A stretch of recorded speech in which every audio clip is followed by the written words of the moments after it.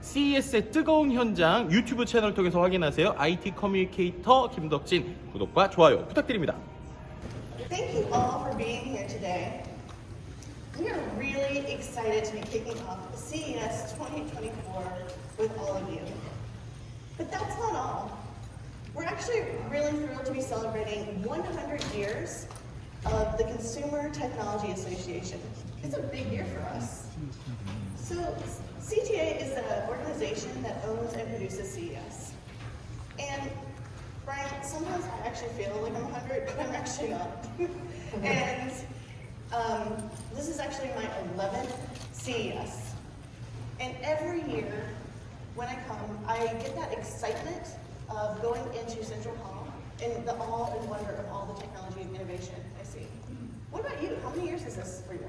Well, this is my 4th CES, and I've been following it for nearly a decade, and I have to agree with you. Every year feels like the first time I'm back at CES with all the incredible innovation that we see.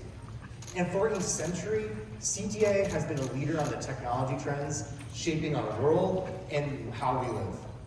And since our first show in 1967, CES has served as our window to tomorrow. So, we're back here in Las Vegas. We're going to discuss the trends that you're going to see on the show floor and how they define 2024, the next decade, and beyond. Simply put, we're here today to talk about tomorrow. But before we dive right into the trends, we should probably tell you who we are and why we're up here. That sounds like a great idea. Yeah, Jessica Booth to my left is CTA's research maven. She's our trailblazer of today's insights, leading our primary research group to discover current trends and really keep the pulse of the consumer. So Brian, that's actually a really nice introduction for, basically, I'm a research nerd, so. I mean, we wouldn't be up here if we weren't research nerds. So Brian is CTA's futurist, our navigator of tomorrow's technology. He monitors the broader market while managing our thematic index partnership with NASDAQ. Paying attention to the industry while keeping an eye on the future. Together, we bring together the knowledge, our unique backgrounds and the knowledge of the consumer and the enterprise, of qualitative and quantitative, basically today and tomorrow, to uncover the latest trends and their potential opportunities. That said, we're going to be covering a lot of information today, and we don't want you to miss a thing. All of our slides will be available via the QR code. And don't worry, you're going to see the QR code again at the end of this presentation. So let's dive in. To understand where we're heading tomorrow, we need to understand the technological changes of today. We have to return to the basics, asking ourselves the wheres, the whos, the hows, the whats, and the whys of innovation today. And the answer to those questions are going to help us navigate the trends shaping our world and offer insight to CES 2024. We're going to cover many technologies today because innovation does not occur in silos. Breakthroughs in one technology often influence the advances of another because the world demands it. And CES is the place where all of these innovations are going to come together. First, let's look at how the population is changing. Specifically, Gen Z. Gen Z has been a hot topic this year, and at a quarter of the population, Gen Z is the second largest cohort in the United States, behind millennials, which is the best generation if you ask the two of us up here. Sorry about that. Okay, so in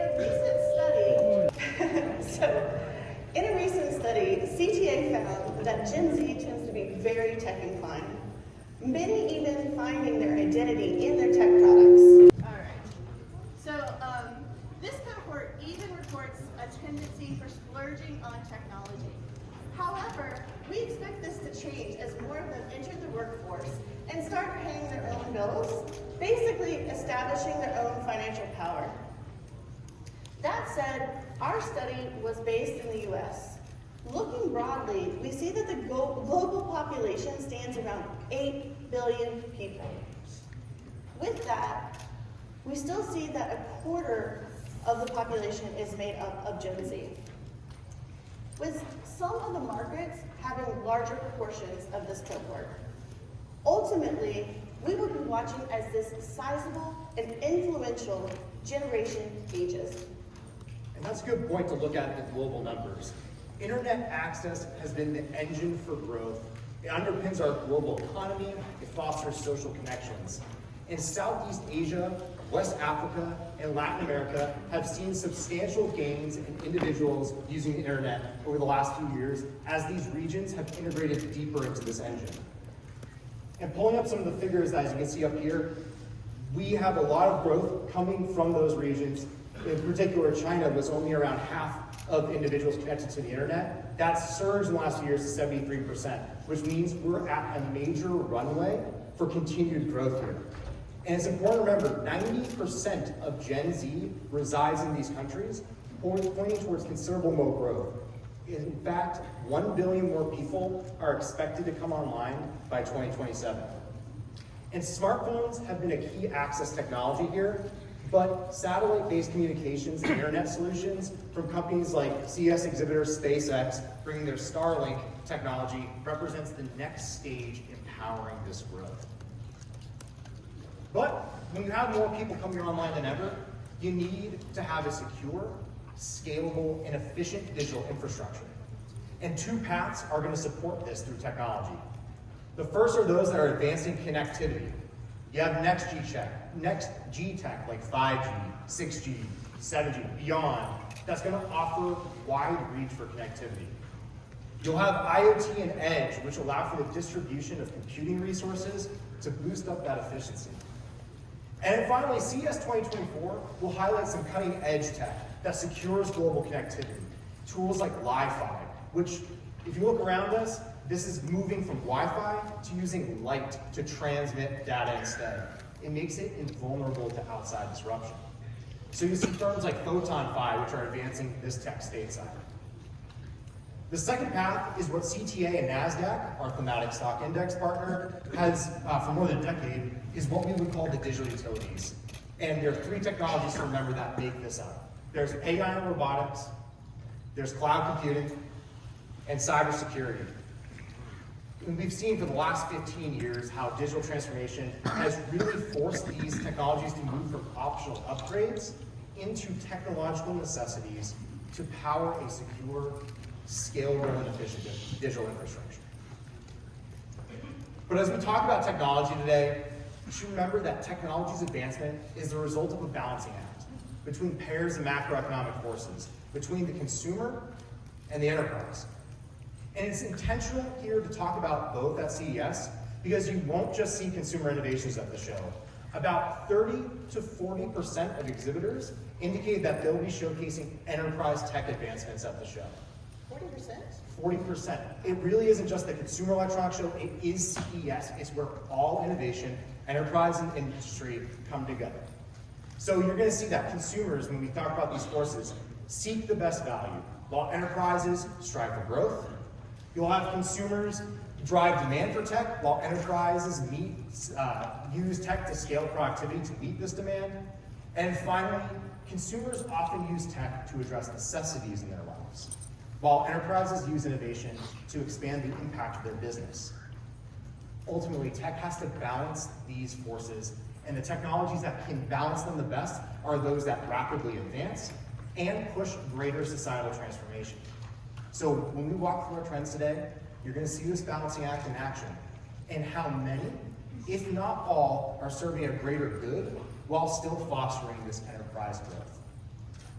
So it's great that you were talking about innovation, because when we talk about technology and trends, we tend to think about verticals like computers, TVs, gaming, mobility, health, and even food tech. And there are some trends that are moving horizontally, cutting across every industry. And these advancements are actually improving the performance and even expanding the impact of these technologies. In many ways, these are the trends that are truly shaping the world as we know it. AI, sustainability, and inclusivity are representing three of these key trends. Each have been rapidly advancing over the last year and really helping ensure the world and the technologies listed here, as well as many, many more, operate in a way that is more intelligent, greener, and inclusive for all. Now, let's pivot into tomorrow and do a little bit of a deeper dive into the individual technologies that are going to be shaping the future. I think that's a great idea, Jessica. And it's no coincidence that we started with artificial intelligence, because tomorrow is going to be more intelligent than ever. While generative AI, including tools like ChatGPT, have rightfully been the subject of intense excitement, think about it. It gave some tangibility, especially to consumers. You put in a query, and it gives you a novel answer and response. That's incredible. The AI ecosystem, though, is much larger. It expands from chips all the way to robots. And you're going to see chip makers and AI hardware companies like Intel and Qualcomm, who will be keynoting this week. They really make the brains for AI that powers a lot of innovation. In fact, Microsoft has actually announced their first change to their keyboard in over 30 years. Really? What was that change? That change includes a button for their AI Copilot feature, showcasing that AI hardware is going to be a major story over the next few years. But when you add in data infrastructure tools with AI hardware, you get essentially a horizontal wave of tech innovation that cuts across every industry. And that wave is going to appear in three pathways. The first is through platforms that enable machine learning. You're going to see leaders like Alibaba and MoBagel that use these platforms to power e-commerce, software development, and more. You'll see enhanced digital twins that simulate physical environments for limitless research and development at a fraction of the cost. And of course, what would CES be without some of those cutting-edge robots that improve our world from either our countertops all the way to fulfillment and logistics centers? So I'm glad you brought up AI on the countertop, because that really brings me to talk about the consumer. And we're going to start seeing more of the AI in the home, and CTA has been researching consumer awareness and perceptions of AI for over 5 years. In our most recent study, we found that close to 9 in 10 US adults are familiar with AI. However, there are still many gaps with US consumers, even those familiar, with understanding the applications of AI. This leaves an area for the industry to educate and for education among AI technologies. Nevertheless, those that are familiar tend to have positive sentiment around AI. Specifically, we see innovation, futuristic, and intelligence at the top of the terms that they're actually associating with the AI technology. And we're seeing less of them associating words such as scary or intimidating or malice with the AI technology in general. So there are overall, again, positive sentiment around AI, and that is great news for the industry. And while consumers are generally positive about AI, we do still see some concerns. Concerns such as privacy, disinformation, and job loss. With AI in the spotlight for consumers and enterprises alike, it is important that we have a unified and objective approach. 86% of those familiar with AI agree there should be a balanced approach to how AI policy is implemented. 3 in 4 indicate it's important that government regulate the AI, specifically federal government. CTA is at the forefront of global innovation, global thought leadership, and pro-innovation advocacy, specifically with our industry-driven standards, policy, and research. As AI continues to unfold here at CES 2024, you can be part of that conversation at the Innovation Policy Summit, hosted by CTA on Thursday, January 11th. You can find more about that on your CES app. But beyond the summit, you will see the AI ecosystem and the innovation in action right on the show floor this week. Right, Brian? You're exactly right. And really make sure you download the CES app, because you're really going to be able to see some of these exhibitors that we're going to walk through now, as well as many others in the show floor. Because with AI, it's honestly going to be everywhere. There will be a dedicated section in North Hall for AI and robotics, but you'll see it in the digital health sections. You'll see it with autonomous vehicles in West Hall. You'll even see it in the Eureka Park Startup Pavilions and discussions on the stages of C-Space at the ARIA. So we're really going to see a variety of innovation in this space. And if we move on into the exhibitors themselves, you're going to see exhibitors that really manifest the three platforms that we talked about in AI.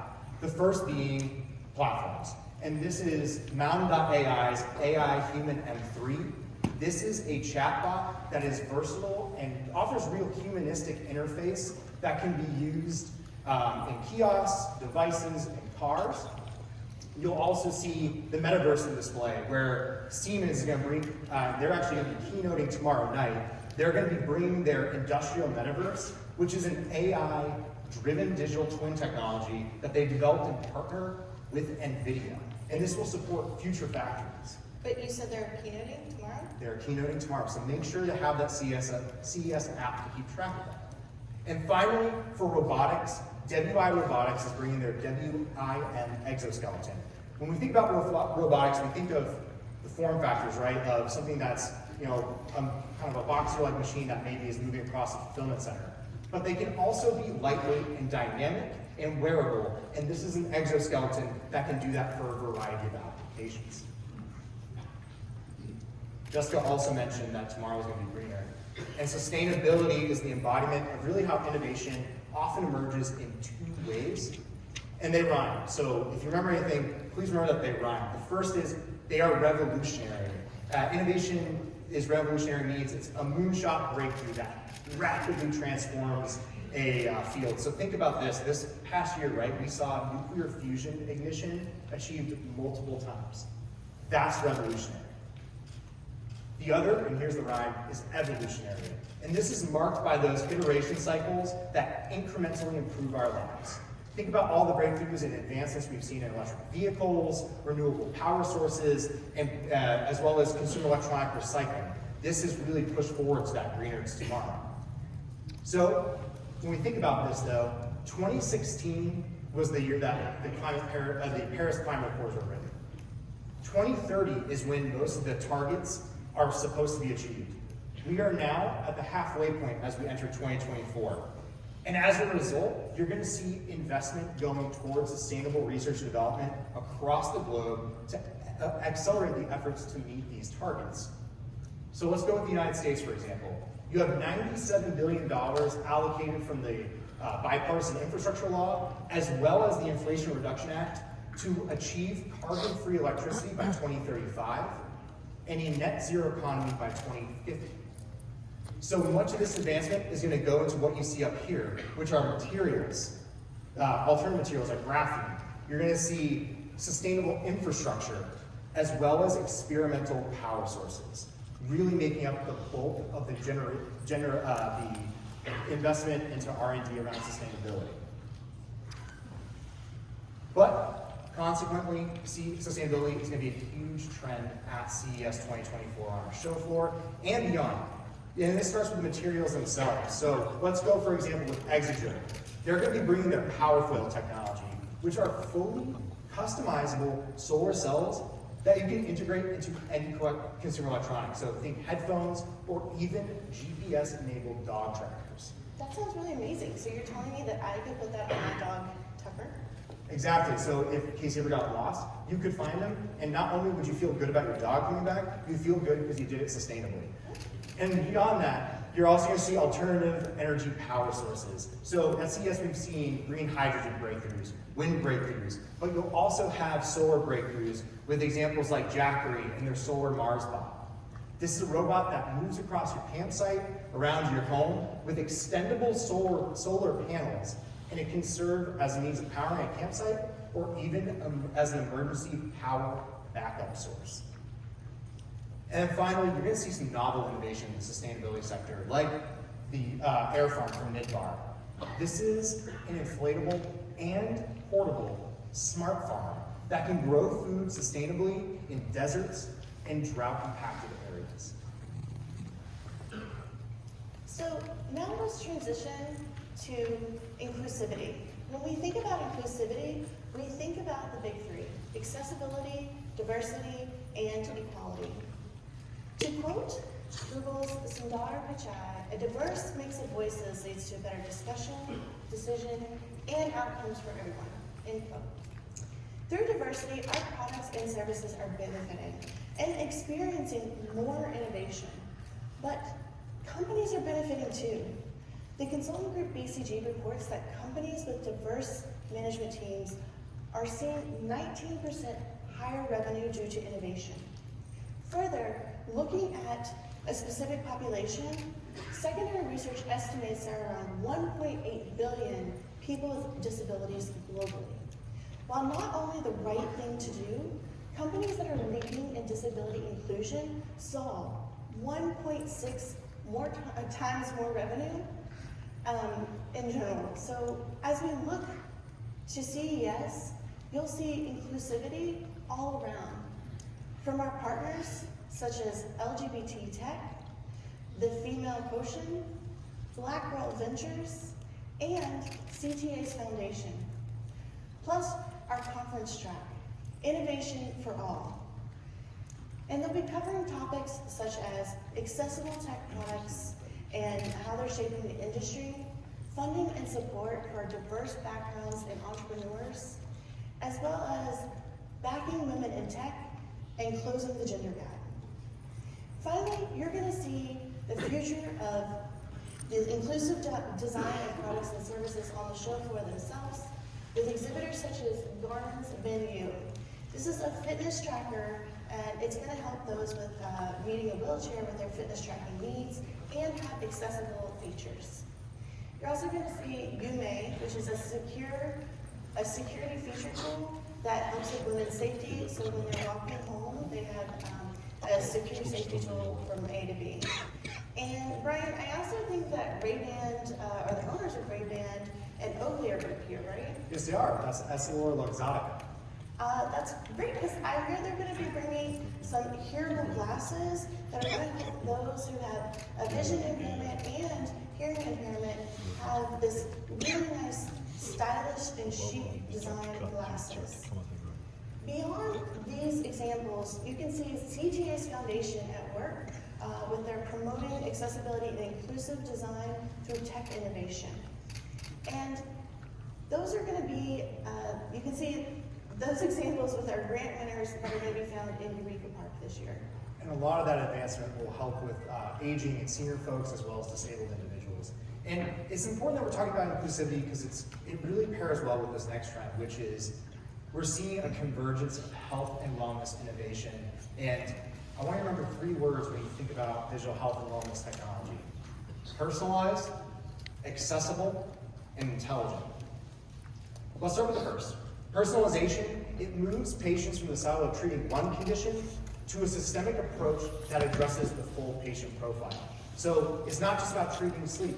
There could be anxiety behind it. So you're pairing both and treating both because it's the full patient. Then there's accessibility, focused innovation, health and wellness, which really ensures that there's no bridges, or it bridges the gaps of care to ensure no one's left behind by a lot of these advancements. So let's take L'Oreal, for example. They're going to be the first beauty tech company to keynote at CES 2024 this year. And they really planted a strong flag in this space last year when they unveiled their Hapta device. If you don't remember what that was, it's a device that helps individuals with limited mobility apply lipstick and makeup, and really showcase that inclusive beauty tech design can make wellness accessible. Because I know for myself, I feel more confident if I can wear a little bit of foundation on stage, and so everyone should be able to get that confidence, and that's what that device can do. I'm very excited about that. I am too. And then there's the last word, which intelligent is very intentional again, because healthcare is going to be a primary beneficiary of artificial intelligence. You're going to see breakthroughs in primary care chatbots, adaptive remote patient monitoring tools, and when you think about intelligence in the digital health space, we talked about ChatGPT earlier. That's an acronym, and the T stands for transform. Like Bumblebee? Not quite, but it is more than meets the eye. And so you'll see that transformer technology can be used to predict protein sequences at the atomic level, which could unlock millions of new proteins to accelerate drug discovery. So, Brian, I'm actually glad that you brought up the health side because I wanted to mention women's health and specifically all the attention that women's health has been getting this past year. And rightfully so, as women make up 50% of the population. And we're actually seeing that FinTech Focus is forecasting that the women's digital health industry is forecasted to reach 1.2 trillion. That's trillion with a T. Trillion with a T by 2027. This area is ripe for the technology industry, and it's going to hit on those buzzwords that you mentioned: personalization, accessibility, and intelligence. CTA has actually taken a leadership role in the women's health space, producing research in 2023 and to really help inform the industry. Some of the challenges that we found among U.S. women regarding their health revolves around cost, time, and access. Cost being the largest factor, with many women reporting high healthcare costs and insurance costs being an issue. We are also seeing their stating needs around having to prioritize their health over other things. And additionally, time. There is a large emerging theme around women not having time for their healthcare needs, and I'm sure we've all been there where we're overly committed and we can't get into the doctor's office, or the office hours are too limiting to get away. I know I've been there myself. I have as well, and it's just really hard to get into those office hours. So digital health solutions, while these challenges are not new, digital health offers a solution and hope. Women have hope that the digital health will provide a future for their health care. It will help lower costs and help reduce the healthcare disparity. We will see some of these solutions on the show for this week, right, Brian? That's correct. And you're going to see a wide range of digital health innovation on the show floor. In fact, we're actually going to see some solutions that directly address women's health, like the Terra Sleep from Amira Health. So this actually touches on all three of those buzzwords that I was mentioning. You have a wearable AI bracelet, so it's built for a form factor that can be fitted on a feminine wrist. And what it does with an AI on board is it helps track an individual's hot flashes from menopause, so it can trigger a connected cooling pad in your bed to really reduce a lot of that discomfort of sleep through the night. So you're breaking down the silos of menopausal and sleep health by combining them into a single device. But of course, there's going to be more innovation here on the show floor. You're going to see Abbott bringing their neuromodulation therapy, which is an implantable device for pain relief. And you can actually learn more about this technology as well as all the other ones that Abbott will be bringing during their Media Day press conference. That's going to happen tomorrow at noon in Mandalay Bay's Surf Ballroom on floor 2, Ballroom A. And then finally, you'll have Periscope from healthplus.ai in Eureka Park's Netherlands pavilion. This can use AI to examine electronic healthcare records to reduce the risk of surgery or of infection after surgery. That sounds really exciting. That sounds like it could save some lives, and that's incredible. But that's digital health.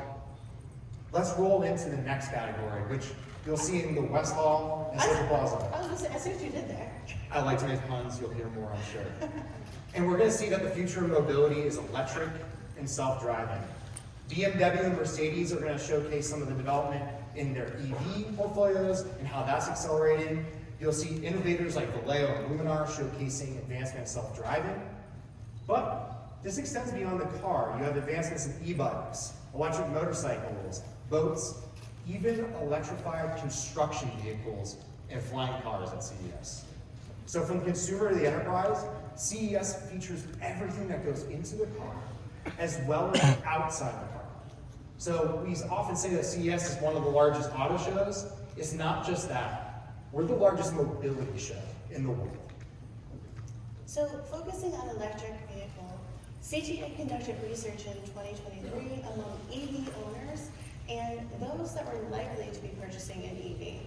Specifically, we looked at the emotional values of those purchasing an EV. We found that consumers are really looking at having a peace of mind when they're purchasing an electric vehicle. And what this means is they're really kind of looking to overcome that battery and driving range anxiety and have that peace of mind when they're purchasing. So a consumer can really be thinking about that driving need of their daily commute. Consumers are also thinking about the safety features. There's a lot of safety features in these new electric vehicles, and that really makes them feel good. It makes them feel good because they're thinking about how they're going to be protecting their family and really protecting those around them. Next is environmental stewardship. Knowing that a consumer won't have to buy gas anymore makes them feel like a good citizen. It makes them feel environmentally responsible. And finally, cost. Thinking about a car as a major investment, a consumer wants to know that the cost will pay out for them in the longevity of the car, as well as not having to maybe make as many maintenance on the car, as well as, again, the gas. And that makes them feel in control of their finances and makes them feel smart. So really that financial responsibility. So these values will help as we talk to consumers as they purchase their first, second, or even third electric vehicle. Pushing further, we wanted to ask consumers about the future of electric vehicles. And when asking about future enhancements, owners and intenders came up with a list that can be refined as bigger, better, and faster, but not in the traditional sense of these terms. What they are seeking is a bigger network of chargers. So greater access to charging stations and more compatibility among chargers and ports. And this request will address the battery and the driving range that they have. Next, consumers are asking for better. And again, this goes back to those driving assistant technologies in the car and those safety features and in-car services like the infotainment system. Ultimately thinking of their next EV as a smartphone on wheels. And finally, faster. But again, not in the traditional sense of speed, but that they can charge up their car as fast as a traditional gas engine, or that they could do wireless charging. It's interesting, as you were talking about those emotional values, it almost makes it seem like EV is no longer just electric vehicle, it's emotional values, what it can stand for too. That is true. But I'm glad we're talking about electrification because you're going to see how it's getting, on the next slide, bigger, better, and faster. Moreover, you're going to see its continued expansion in vehicles across land, sea, and air. So let's start on the ground. We know that Honda is going to be unveiling their new global EV series here at the show as they join others in this deep dive into the EV transition. On the waterways, we're going to see Brunswick advancing electric boating technology through their Mercury 30E electric motor. And finally, CES will demonstrate how electrification is moving from the highways to the skyways, with first-time exhibitor Supernal bringing a vertiport, so think like the taxi of tomorrow, like the Jetsons, like a taxi terminal. I'm super excited about that. So you're saying that one day maybe I can fly to work? I think that day can be coming sooner than you think. And you'll also see EV2L concepts from Xpeng Aero HD displaying a ground-to-air flying car model. But still, vehicle tech innovation isn't just about electrification. There's an entire ecosystem of mobility advancements on display at CES 2024. Inside the vehicle itself, you're going to see AUO's interactive transparent window, which is a micro LED display that can offer precise driving info while operating a vehicle. Kind of like the better I talked about. Exactly like the better you're talking about. And we're going to talk more about display advancements in general coming up. Kia is going to be on the show floor, and they're going to really push us to rethink vehicle design with their purpose-built vehicles, or PBVs. These are modular and electric vehicles custom designed for a specific use, so think custom designed for delivery. Meanwhile, you're going to have Garmin bringing autonomous landing technologies for planes, and Honda bringing a fully electric scooter in Moto Compacto to really show how the micromobility sector is advancing. So truly, we're going to see innovation from A to Z that's going to get you from A to B. Brian, that was a very exciting category. But let me see if I can top it a little bit. So the video and TV category continues to be a fan favorite at CES. with larger screens, stunning picture technology, and expected new features like wireless, foldable, and transparent screens. However, the TV is more than just a screen. The modern TV is smart, connected, and a media platform with advanced control features to empower consumers. We will watch as the TV becomes an intelligent center for the home. Moving beyond just streaming entertainment, it will advance to a smart command hub, connecting appliances such as the kitchen and the laundry room, accessing security cameras like your front door to tell you who's here, and potentially incorporating onboard cameras for thermal imaging for telehealth. Beyond interconnectivity within the home, the TV will become an e-commerce platform, allowing consumers to shop for products and services directly from their TVs while they watch shows. Ultimately, we're going to see a shift in the TV becoming more like a smartphone ecosystem. Finally, we're going to see more interactive and non-linear TV programming. And this is going to be growing in popularity as it breaks out from the tsunami of content that consumers have access to today. And this is going to give consumers a way to choose a path for the character they're watching, as well as potentially betting on a live game, and really just giving consumers an ability to take control of their viewing experience. I feel like, Brian, you might actually enjoy this feature. I'm really excited about it because in my mind it sounds like it's going to be soon where I can bet the over on 300 yards for Josh Allen for Bills Dolphins tonight, which go Bills. But beyond that, you're going to see some advances in content too, right? This is true. So looking directly at content at CES, we're bringing together the top players in the space. You can see live demos on the show floor from Netflix with their latest immersive experience, 3-body program. And you can visit Warner Brothers, Discovery, and TikTok. And so many more, like honestly, I can't go through all of them, it would take up the entire presentation. But you can also learn more from C-Space in their conference track, covering topics such as building a fan base and utilizing AI and AR. So, Brian, what else are we going to see on the C-Space page? That's a good question. I think I have some answers. And so from the stages and exhibits of C-Space and throughout the show, we're going to enter a new era of content and entertainment. We're well into the video streaming age with a variety of available services and different tiers like ad-supported features, which leads us into a new chapter that's going to focus on increased bundling, so we can see moving from just the Disney bundle to you can pair Max and Netflix via a single Verizon subscription. Additionally, these services will look to bolster their platforms with live sports. So as you saw this year, Max brought women's soccer as well as hockey to their platform. And with a growing recognition of more diverse audiences and a preference from younger viewers for subtitles, you're going to see a push for, and this goes back to this inclusive design trend, multilingual and international libraries. Like, let's look at the success of Squid Game on Netflix and how you can see in the States just a rise of Korean content on the platform. Meanwhile, in audio, new entrants like TikTok are expanding the available services for streaming, so beyond just Spotify, Apple, and others. In turn, this is going to drive audio platforms to really focus on how they can increase revenue. So if Jessica and I are subscribed at the same subscriber level, despite our different preferences in music, we generate the same revenue.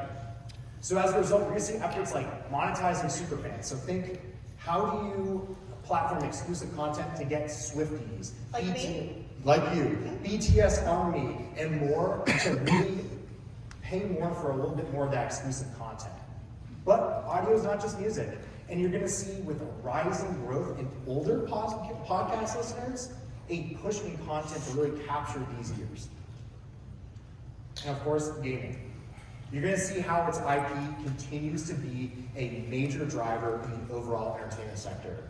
The Super Mario Brothers movie earned over $1 billion at the box office. So it's not a surprise when I say that there are 40 TV series and movies in development based on gaming properties. Still, it's not just about the IP. On the development side, you're going to see AI and how it will impact game design. As well as, I know for myself, I'm part of that millennial cohort we're talking about. I grew up with gaming, so there's nostalgia that comes with certain titles, and there'll be a push to remake some of these retro classics and bring them into the modern graphics landscape. We're spending a lot of time today talking about content-related services because based on our latest forecast that was just released, you can see that consumers are increasing not just spending their time, but their money on software and services like Hulu and Spotify. In fact, we're now up to almost a third of their purchases going there from just a quarter a few years ago. And so when we think about what's driving that purchasing, it's the three areas we were just talking about. It's gaming, it's video, it's audio. I'm stepping to the side so you guys can take photos, because even though you get the slides, I know you want this data because it's from newly released, so this is hot off the press. But 68% of purchasing on software and services comes from these three. And gaming is going to be driving the revenue for software and services in 2024. And really, this is a really good example of how innovations in software and hardware are really starting to come together. You see it on the show floor, and gaming is a prime example of this. Software and hardware really come together to create that unique user experience. That's right, Brian. I'm actually glad you're leading in for gaming because we saw that Newzoo estimates there are over 3 billion gamers worldwide. And our research tells us the largest proportion of gamers are mobile players, like myself, followed by console and PC. As we look to the future of gaming, we will see more hybrid, mixed mode gameplay across these different platforms. For many, gaming is social. And CTA's research shows us that nearly half of all gamers note that compatibility with their friends' systems is an important element of their gaming console choice. With the ability to have portability also popping up as another really important element among gamers. As we look to the advancement of hybrid gaming, we know that consumers' desires will be met as they continue to evolve with the next console. So we're very excited about that. Another trend in gaming that we'll continue to watch is immersive features. As the metaverse and XR technology advances, key hardware solutions such as haptic vests, gloves, and controllers like Ultra League and their XR game control will give gamers the ability to really feel the metaverse, so experience their games in a different way. And we'll see the biggest players in gaming at CES this year, from hardware, software, accessories, and developers. And you can hear from the studios behind the biggest blockbuster games from 2023, like CD Projekt and Ubisoft, and more, many more this week, covering conference topics such as how the business gaming model is evolving, and how gaming is becoming more accessible, and how AI is actually being used in gaming design. And Brian, if I'm not mistaken, I think you're actually doing one of those sessions, right? I am, at 10 a.m. on Wednesday morning. We can talk about how gaming is really global, because if you look at the brands up here, they range from East Asia to Central Europe, all the way back to the Americas. But let's shift gears a little bit and go back a little bit to that macro. We've talked a lot about consumer and enterprise development, but it's important to remember that tech innovation does not occur in a vacuum. We face a lot of complex challenges today, like climate change, armed conflict, aging infrastructure, and food insecurity. And CES 2024 will feature technologies that are empowering human securities or human rights to ensure a better tomorrow.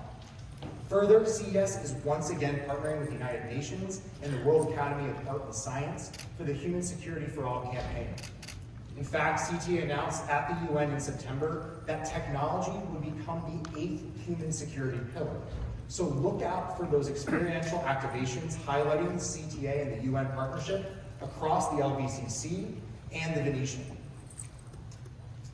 And still though, technology innovation will continue to support human securities like environmental protection through some of the sustainable breakthroughs we talked about. Meanwhile, innovation in agri-food tech, smart communities, and fintech will help bolster financial security, community security, and food security. Let's stay with agri-food tech for a moment, as you're going to see innovation from farm to table at CES 2024 that combats food insecurity and enhances our enjoyment. You'll see ag tech playing a vital role for ensuring food production in climate-affected environments or amid labor shortages. We discussed earlier the air farm from Midbar and how that will play a role in harsh climate growth, but we're also going to see innovations from returning exhibitor John Deere, as well as first-time exhibitor Kubota, focus on automation and precision agriculture. Next-gen food prep advancements at CES will showcase alternative proteins for health, improved shelf life tech, and innovations that dramatically reduce food prep time, like Cold Snap's frozen treat maker, which, as someone who doesn't like to bake, I'm excited for something that can speed that process up. And of course, the retail and service sector will continue its evolution via robotic servers and autonomous delivery. Yokai Express will be one of the companies at CES 2024 displaying these advancements through their work, creating an autonomous restaurant that can serve people gourmet food. So, Brian, all this talk about food has made me hungry. I'm really looking forward to the spoons taste test at Unveil. It's really going to be a taste of what's to come. like I said. So, as we get to the end of our topic, I want to leave you with a few words. And that being said, CES is truly the most powerful tech event.